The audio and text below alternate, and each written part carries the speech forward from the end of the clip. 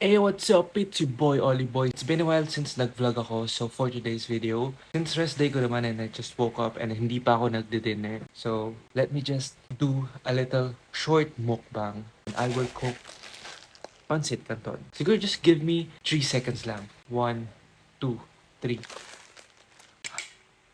Yan, luto ng ating pancit canton. So, let's eat. First bite, go muna. Joke, akin lang to.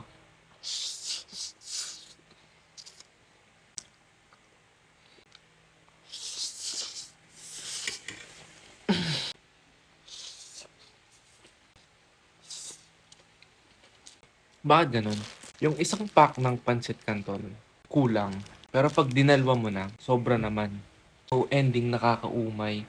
And parang ayaw mo na. So, kanina kasi, may balak akong lagyan nito. Pero since nadadamihan na ako sa dalawang pancit canton, kaya ko pa ba itong ubusin? Hindi ko na lang ilalagay. Baka masayang. Uy, baka nakakalimutan mo.